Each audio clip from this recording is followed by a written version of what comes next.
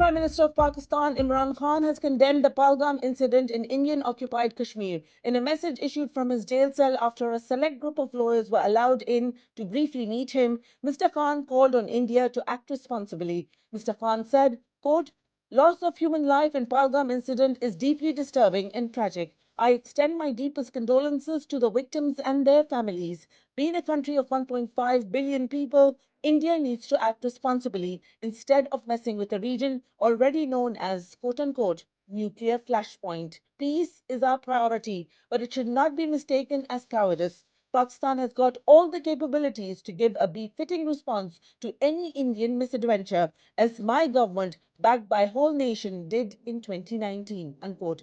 Imran Khan also reiterated his stated stance that policies of the extremist BJP government in India was a threat to regional peace. Additionally, Mr. Khan said the entire Pakistan stands united against a hostile neighbor. Quote, "Sadly, the nation has been divided by an illegitimate government imposed through fraudulent Form 47 results. And yet, ironically, Narendra Modi's aggression has united the people of Pakistan in one voice against Indian hostility.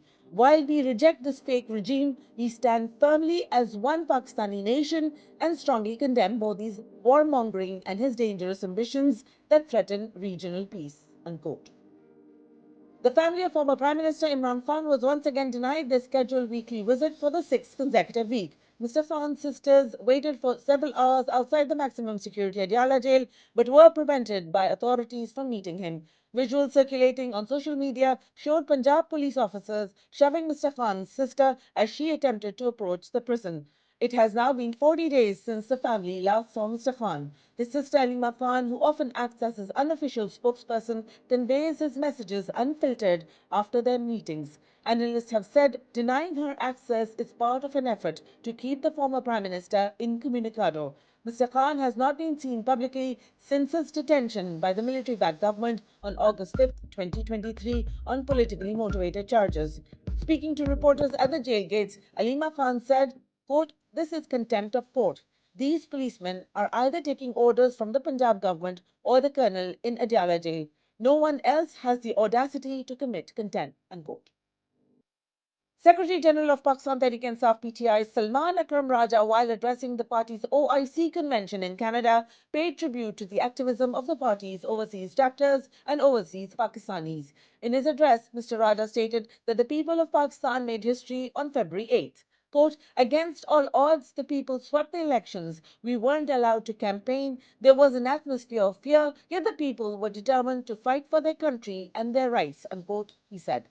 Mr. Raja spoke in detail about what he described as the erosion of democracy, suppression of fundamental rights, and ongoing human rights violations under the Pakistani military regime. Quote, "After the enactment of the 26th Amendment, the courts have been subdued. There is no justice, only contempt," unquote, he remarked. He also highlighted the issue of political prisoners being held without charge for months. Additionally, Mr. Raja, who also represents former Prime Minister Imran Khan in various legal cases, revealed that he and Mr. Khan's sisters have been barred from meeting him. In a dramatic late-night press conference, Pakistan's military government warned of an imminent military strike from neighboring India, citing what it described as quote-unquote credible intelligence regarding a planned assault within the next 24 to 36 hours.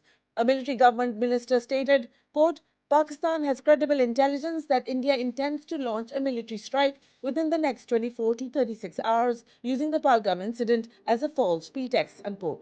The official emphasized that Pakistan's armed forces are on high alert and prepared to respond to any aggression.